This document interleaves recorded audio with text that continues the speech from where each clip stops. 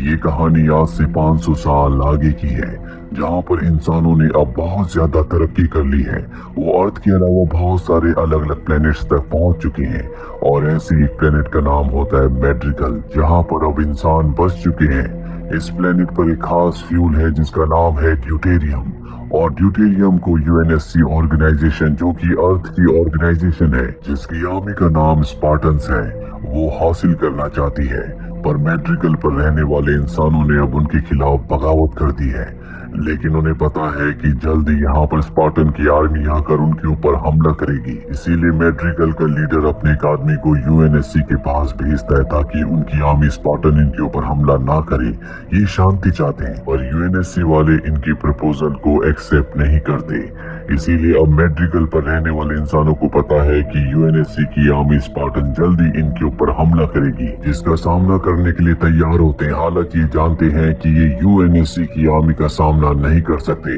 वहीं लीडर की बेटी को दिखाया जाता है जो बाहर अपने दोस्तों के साथ होती है, और तभी उसे एक एलियन शिप दिखता है जो इनके ऊपर हमला कर देता है, जिसमें लीडर की बेटी क्वान के सभी दोस्त मारे जाते हैं। वो किसी तरह से अपने बेस पर वापस आ जाती है, जिसके बाद वो अपने पिता को बताती है कि जिन्होंने हमारे ऊपर हमला किया है वो यूएनएससी की आर्मी स्पार्टन नहीं है, बल्कि वो एलियंस है। पर उसकी बात पर उसके पिता विश्वास नहीं करते। अभी यहाँ पर एलियंस आ जाते हैं जो इनके ऊपर हमला कर देते हैं। वो यहाँ पर लगभग सभी लोगों को मार देते हैं। पर अब यहाँ पर यूएनएससी की टीम स्पार्टन भी आ चुकी है, जो इंसानों को बचाती और एलियंस के ऊपर हमला करती है।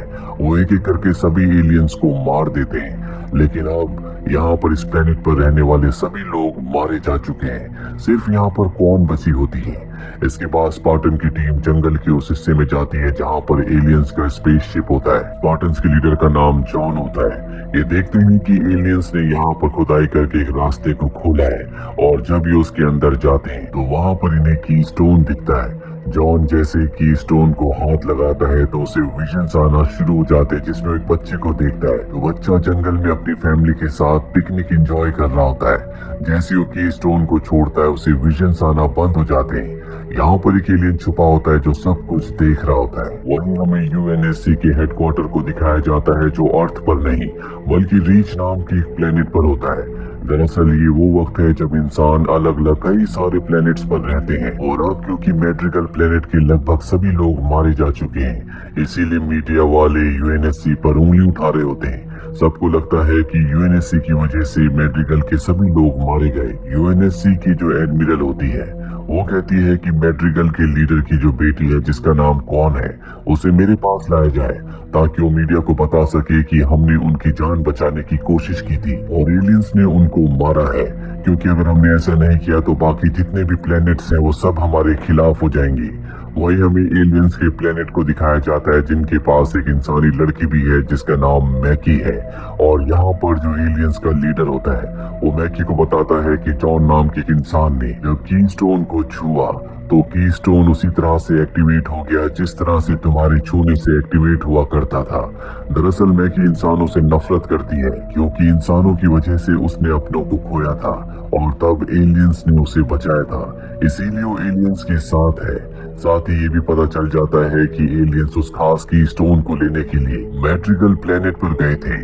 वहीं यूएनएससी की कमांडर मिरांडा को दिखाया जाता है जो कॉन के पास जाती है और उसे कहती है कि तुम्हें मीडिया के सामने सबको बोलना होगा कि तुम्हारे प्लेनेट के ऊपर एलियंस ने हमला किया था और यूएनएससी की आर्मी यानी कि स्पार्टन्स ने तुम्हारे प्लेनेट को बचाने की कोशिश की थी।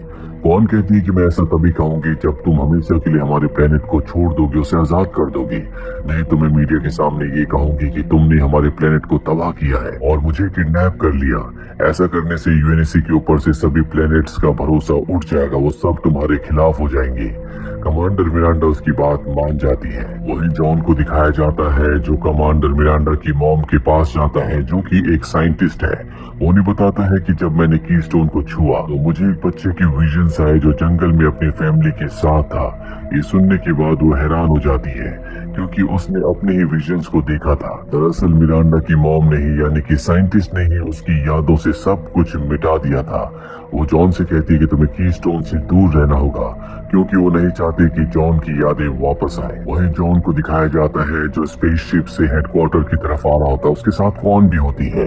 और अब यूएनएससी के जो पॉलिटिशियंस हैं उन्होंने फैसला किया है कि कॉन को मार दिया जाए क्योंकि वो उन्हें ब्लैकमेल कर रही है। जॉन को कॉन को मारने के ऑर्डर्स दिए जाते हैं, लेकिन जॉन को पता है कि कॉन एक मासूम बच्ची है, इसीलिए वो स्पेसशिप के सभी कैमरास को बंद कर देता है और फैसला करता है कि वो कॉन को नहीं मारेगा। और अब क्योंकि उसने कैमरास बंद कर दिए हैं, इसीलिए यूएनएससी को पता चल जाता है कि जॉन उनके ऑर्डर्स को फॉलो नहीं करेगा। वो अपने स्पेसशिप से जब हेडक्वार्टर पर आता है तो उसके स्पेसशिप को क्रैश कर दिया जाता है। जॉन जब बाहर निकलता है तो उसे चारों तरफ से घेर लिया जाता है। जॉन समझ जाता है कि अब उसे और कॉन को अरेस्ट कर लिया जाएगा, इसीलिए कीस्टोन जो अब भी उसके पास होता है वो उसे टच करता है, जिससे एक एनर्जी वेव निकलती है और यूएनएससी का पूरा सिस्टम कोलैप्स कर जाता है। साथ ही उसका स्पेसशिप भी ठीक हो जाता है, जिससे जॉन कॉन को लेकर यहाँ से निकलकर एक दूसरी जगह जाता है जो कि एक अलग प्लेनेट है। यहाँ पर जितने भी लोग रहते हैं वो सब के सब क्रिमिनल्स हैं।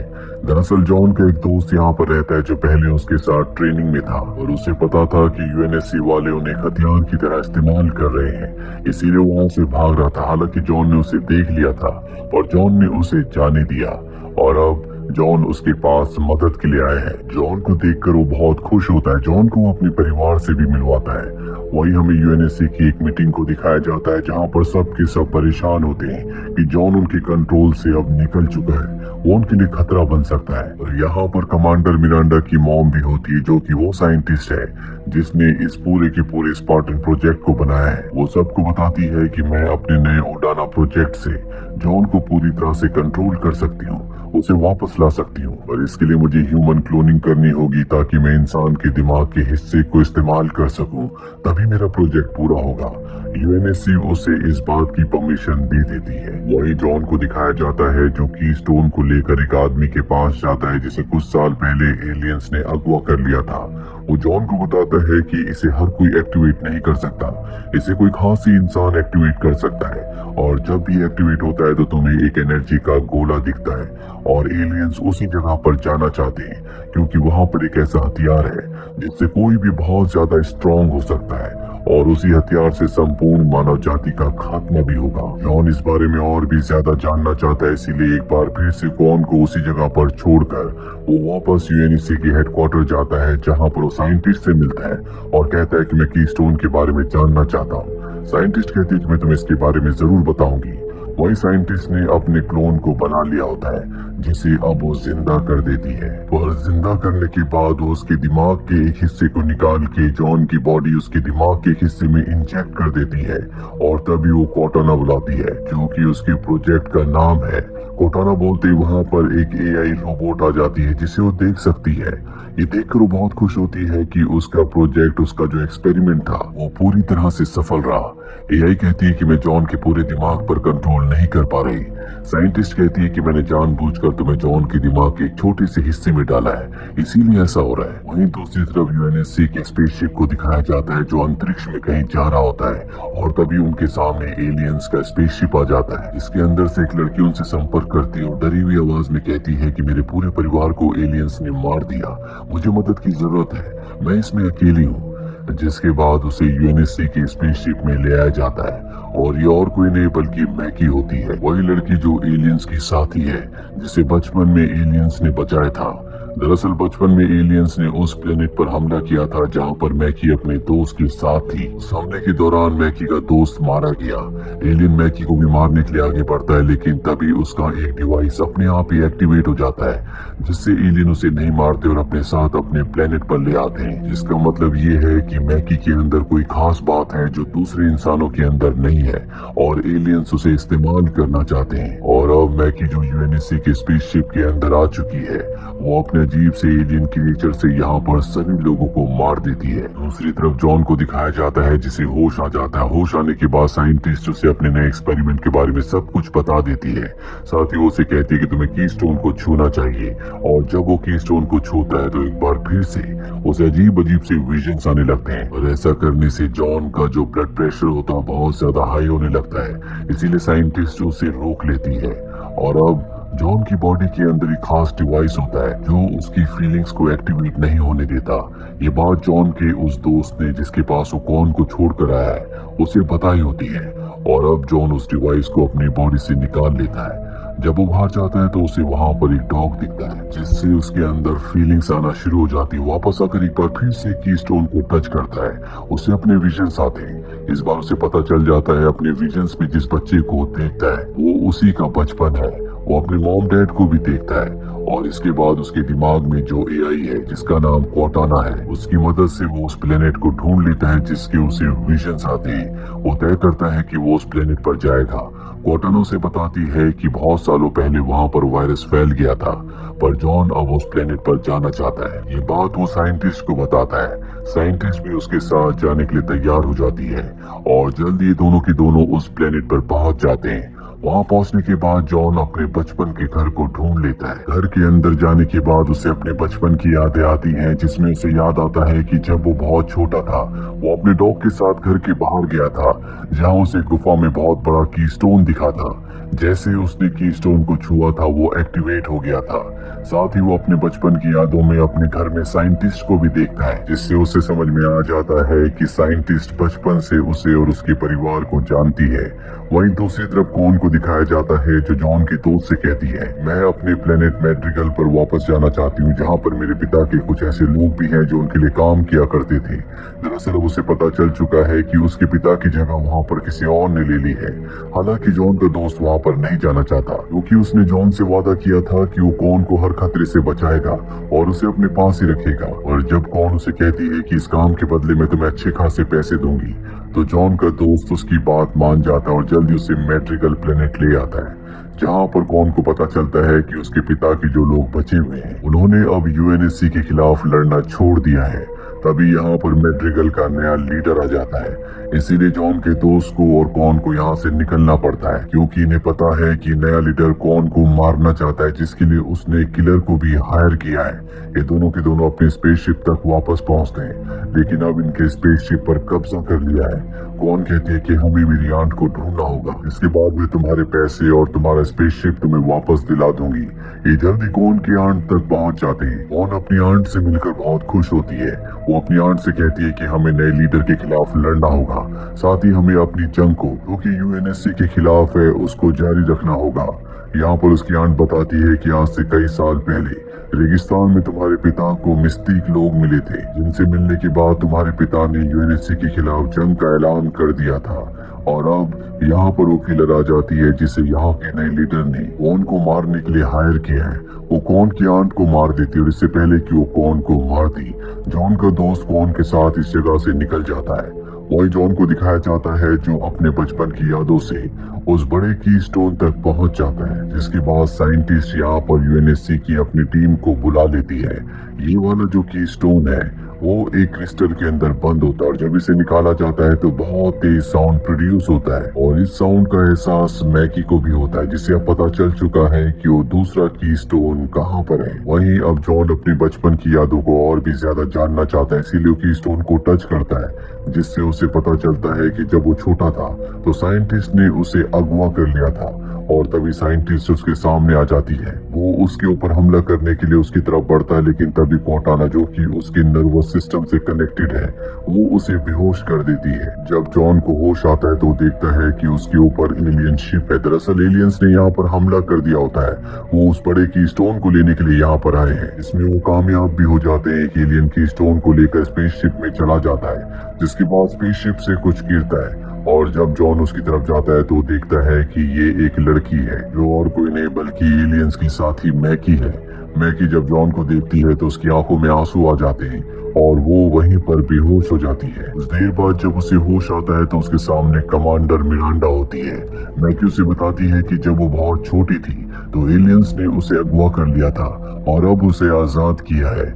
जॉन भी यहाँ पर आ जाता है। मैकी जॉन को बताती है कि एलियंस उसकी स्टोन को अपने पवित्र प्लेनेट पर लेकर गए हैं। जिस तरह से तुम्हारे छूने से की स्टोन एक्टिवेट हो जाता है, उसी तरह से मेरे छूने से भी वो एक्टिवेट होता है। वही यूएनएससी की मीटिंग बैठती है, जिसमें सब के सब जॉन को ब्लेम कर रहे होते हैं कि उसी की वजह से एलियन की स्टोन को ले गए, क्योंकि उसे की स्टोन की रक्षा करनी थी। लेकिन उस वक्त जॉन की साथी स्पार्टन की जान खतरे में थी। वो उसे बचाने के लिए चला गया था, इसीलिए एलियंस की स्टोन स्टोन को अपने साथ ले गए और इसके लिए जिम्मेदार साइंटिस्ट को भी समझा जा रहा होता है। वहीं जॉन साइंटिस्ट के पास जाता और कहता है कि मुझे अगवा क्यों किया, मेरे अगवा होने के बाद मेरे परिवार का क्या हुआ, क्या उन्होंने मुझे ढूंढा नहीं। साइंटिस्ट कहती है कि हम उन्हीं बच्चों को अगवा करते थे जो ताकतवर थे, ताकि हम अपनी स्पार्टन की आर्मी बना सके। हम जिस भी बच्चे को अगवा करते थे उसका क्लोन बनाकर उसके घर पर छोड़ दिया करते थे, जिसकी कुछ वक्त बाद मृत्यु हो जाती थी। और साइंटिस्ट की बेटी मांडर मिरांडा भी ये बात सुन लेती है। इसके बाद जॉन अपने उस दोस्त के पास जाता है जिसकी जान बचाने की वजह से एलियंस की स्टोन को ले गए थे, और वो उसे स्पार्टन प्रोजेक्ट का सारा सच बता देता है। वही साइंटिस्ट जो पूरी की पूरी स्पार्टन आर्मी को कंट्रोल करती है क्योंकि उसी ने उन्हें बनाया है, उसे उसके काम से हटा दिया जाता है, उसे यहाँ से दूर भेजा जा रहा होता है और अब उसकी पूरी की पूरी जिम्मेदारी उसकी बेटी कमांडर मिरांडा को दे दी जाती है। मिरांडा जॉन और मैकी को बताती है कि तुम दोनों का डीएनए बाकी इंसानों से पूरी तरह से अलग है, तुम दोनों का डीएनए एक जैसा है। साथ ही यहाँ पर यूएनएससी वाले उस प्लेनेट को ढूंढ रहे होते हैं जहाँ एलियंस की स्टोन को ले गए हैं, लेकिन इन्हें उस प्लेनेट के बारे में कुछ भी पता नहीं चलता। इसीलिए जॉन मैकी के पास आता है, पर तभी उसकी तबीयत खराब होना शुरू हो जाती है। मैकी जॉन से कहती है कि कीस्टोन को बार बार छूने की वजह से तुम्हारे साथ ऐसा हो रहा है। अगर तुम कीस्टोन के सामने जाओ और अपने आप को सरेंडर कर दो तो तुम्हारी ताकत बढ़ जाएगी, कीस्टोन तुम्हारा गुलाम बन जाएगा। और इसके बाद जॉन छोटे वाले कीस्टोन के पास जाता है जो उसे सबसे पहले मिला था। जैसे वो उसे छूता है उसे अपने बचपन की यादें आती हैं और अगले पल वो देखता है कि वो किसी अनजान दुनिया में पहुंच चुका है। वहीं दूसरी तरफ कॉन को दिखाया जाता है जो रेगिस्तान में मिस्टिक लोगों को ढूंढ रही होती है। ये बहुत ही धार्मिक लोग होते हैं। इन्हीं से मिलने के बाद उसके पिता हमेशा के लिए यूएनएससी के खिलाफ हो गए थे। जल्दी कॉन मिस्टिक ट्राइब के लीडर तक पहुंच जाती है जहां पर वो पूछती है कि हमारे परिवार का, हमारे एंसेस्टर्स का क्या पर्पस है, क्यों मेरे पिता तुमसे मिलने के बाद यूएनएससी के खिलाफ हो गए। मिस्टिक ट्राइब की लीडर उसे ड्यूटेरियम फ्यूल पीने को कहती है और जब वो फ्यूल पीती है तो वो बाहर जाती है जहाँ पर उसे कुएं के पास एक आदमी दिखता है। जब वो उस आदमी के पास जाती है तो उसके पिता होते हैं। वहां अपने पिता के गले लग जाती है। उसके पिता उसे कुएं के पास ले जाते हैं और बताते हैं कि ये एक दूसरी दुनिया का रास्ता है और हमारा फर्ज है कि हम इस रास्ते की हमेशा प्रोटेक्शन करें। मेरे बाद अब तुम्हें ये करना होगा, यूएनएससी से तुम्हें अपने प्लेनेट को और इस कुएं को बचाना होगा, तुम्हें अपनी आर्मी तैयार करनी होगी।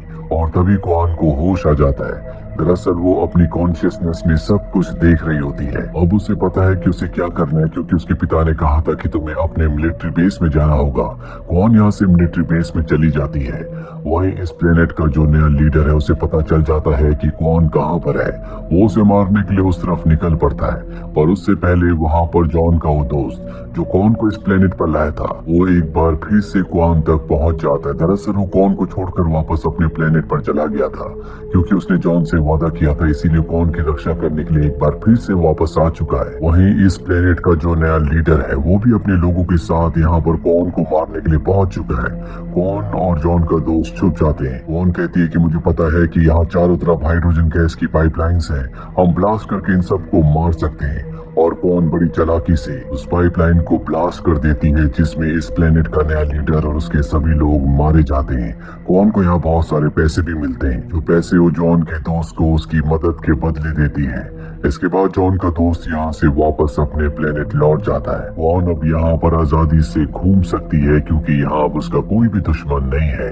वही हमें मैकी को दिखाया जाता है जो अब कहीं न कहीं जॉन से प्यार करने लगी है, क्योंकि पिछली बार जब जॉन ने कीस्टोन को छुआ था और वो एक दूसरी दुनिया में चला गया था तो मैकी भी वहाँ पर उसके साथ थी।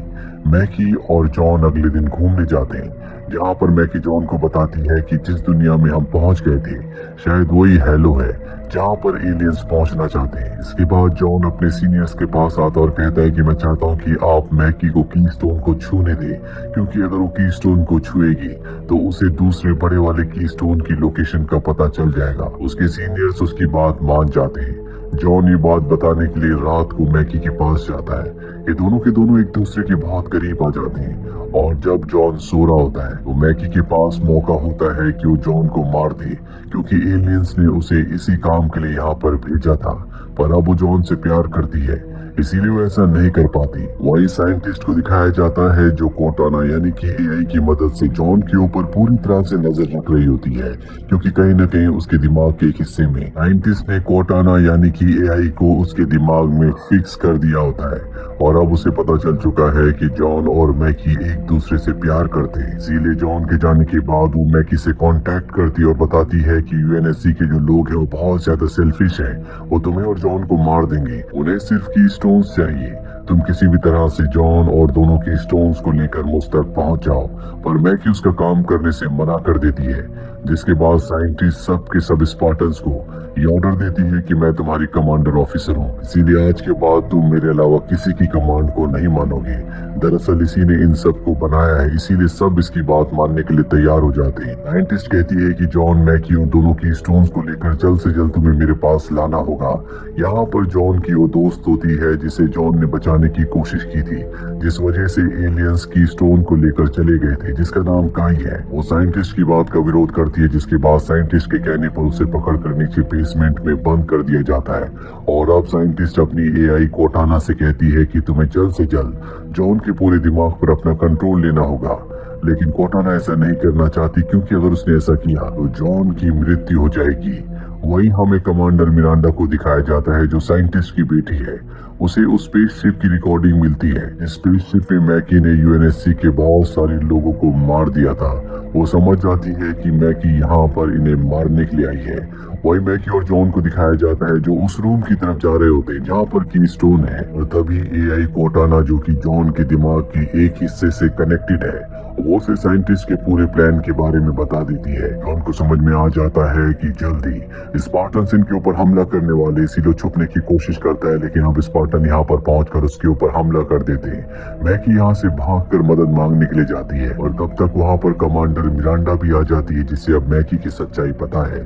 मैकी कहती है कि मजबूरी में मैंने स्पेसशिप में सबको मारा था और उसकी बात पर कोई भी विश्वास नहीं करता, इसीलिए उसे टॉर्चर करना शुरू कर दिया जाता है। मैकी गुस्से में वहाँ पर रखे हुए की स्टोन पर हाथ लगा देती है, जिसके बाद बहुत बड़ी एनर्जी बीम निकलती है, जिससे सब के सब बेहोश हो जाते हैं। साथ ही मैकी उसी तरह से जिस तरह से जॉन एक दूसरी दुनिया में पहुंच गया था, जिसे हेलो वर्ल्ड कहा जाता है, मैकी भी वहाँ पर पहुंच जाती है जहाँ पर वो जॉन से मिलती है। वो जॉन को कहती है कि अलविदा और उस जगह से चली जाती है। वही जॉन को दिखाया जाता है जो उस रूम की तरफ भागता हुआ आ रहा होता है जहाँ पर की स्टोन था। वहाँ पर कमांडर मिरांडा होती है जो जॉन को बताती है कि मैकी यहाँ से की स्टोन को लेकर निकल चुकी है। जॉन उसे रोकने के लिए जाना चाहता है, लेकिन यहाँ पर स्पार्टन की आर्मी यानी कि उसके साथी उसे रोक लेते हैं। जॉन सबको बताता है कि किस तरह से साइंटिस्ट ने उन सब को स्पार्टन की आर्मी में भर्ती करने के लिए बचपन में अगवा कर लिया था और उनके परिवार के पास उनके क्लोन्स को भेज दिया गया, जिन क्लोन्स की जल्दी मृत्यु हो गई। हमारे परिवार को कभी हमारी सच्चाई के बारे में पता नहीं चला और हम उनसे हमेशा के लिए अलग हो गए। अब सब के सब जॉन का साथ देने के लिए तैयार हैं। वो मैकी को रोकना चाहते हैं, लेकिन मैकी यहाँ से स्पेसशिप से अब तक निकल चुकी होती है। साइंटिस्ट भी यहाँ से भाग जाती है, क्योंकि उसे पता है कि सबको उसकी सच्चाई के बारे में पता चल चुका है। वो अपनी स्पेसशिप से एक प्लेनेट पर लैंड करती है, जहाँ पर उसे यूएनएससी वाले पकड़ लेते हैं, क्योंकि उन्हें पता चल चुका होता है कि वो कीस्टोन को चुराना चाहती है। वही जॉन अपने स्पार्टन साथियों के साथ उस प्लेनेट की तरफ निकल पड़ता है जहाँ पर मैकी कीस्टोन को लेकर गई है। रास्ते में एआई कोर्टाना जॉन को बताती है कि मुझे साइंटिस्ट ने तुम्हारे दिमाग पर पूरा कंट्रोल लेने का आदेश दिया था, लेकिन अगर मैं ऐसा करती तो तुम्हारी मृत्यु हो जाती। वही साइंटिस्ट जो यूएनएससी के बेस में होती है, जिसे अब गिरफ्तार कर लिया गया है, बेस में उसकी मृत्यु हो जाती है। तभी वहाँ पर कमांडर मिरांडा आती है। वो समझ जाती है कि ये असली साइंटिस्ट नहीं थी, बल्कि ये उसका क्लोन था। मैकी भी की स्टोन को लेकर एलियंस के पवित्र प्लेनेट तक पहुंच गई होती है। जो काम उसे एलियंस ने दिया था वो उसने पूरा कर दिया और अब वो की स्टोन को एलियंस के लीडर को दे देती है, जिसके बाद ये दोनों की स्टोन्स को जोड़ देते हैं। यहाँ पर जॉन भी अपने साथियों के साथ पहुंच चुका है, जो एलियंस के ऊपर हमला कर देता है। लेकिन एलियंस की तादाद बहुत ज्यादा है, जॉन और उसके साथी उन्हें हरा नहीं सकते। एलियंस पूरी तरह उनके ऊपर हावी हो जाते हैं और जब मैकी ये देखती है तो जॉन और उनके साथियों को बचाने के लिए कीस्टोन को टच कर देती है, जिससे एनर्जी का एक बहुत बड़ा ब्लास्ट होता है और उस ब्लास्ट में सब के सब एलियंस दूर जाकर गिरते हैं। साथ ही अब यहाँ से हेलो जाने का रास्ता भी ऊपर आसमान में नक्शे की तरह दिखना शुरू हो जाता है और इसकी एनर्जी बहुत ज्यादा होती है, जिसे मैकी बर्दाश्त नहीं कर पाती और उसकी मृत्यु हो जाती है। मैकी की मृत्यु के बाद वो नक्शा भी आसमान से गायब हो जाता है। एलियंस एक बार फिर से वापस लौट आते हैं, जो जॉन और उसके साथियों के ऊपर हमला कर देते हैं। जॉन उनका सामना करने की कोशिश करता है, लेकिन वो जॉन को बहुत बुरी तरह से जख्मी कर देते हैं और जॉन की अब मृत्यु होने वाली है। और मृत्यु से पहले वो एआई कोटाना को कहता है कि तुम मेरे दिमाग पर पूरी तरह से कंट्रोल ले लो। इसके बाद उसकी मृत्यु हो जाती है और एआई कोटाना उसके दिमाग पर पूरी तरह से कंट्रोल कर लेती है। इसके बाद कोटाना के कंप्यूटराइज दिमाग के सामने एलियंस टिक नहीं पाते और यहाँ पर जॉन, जिसके अंदर कोटाना है, वो दोनों की स्टोन्स को और अपने साथियों को लेकर स्पेसशिप से इस जगह से निकल जाती है। जॉन के छूने से इस बार की स्टोन एक्टिवेट नहीं होता क्योंकि जॉन मारा जा चुका है। जॉन जब अपने स्पेसशिप में होता है तो उसकी साथी पूछती है क्या तुम जॉन हो, पर वो उसकी बात का कोई जवाब नहीं देता। वही साइंटिस्ट को दिखाया जाता है जो अपने साथी के साथ कहीं और है। यूएनएससी वाले उसे ढूंढ रहे हैं, पर शायद उसके इरादे कुछ और ही है। और इसी के साथ ये वेब सीरीज यहीं पर खत्म हो जाती है।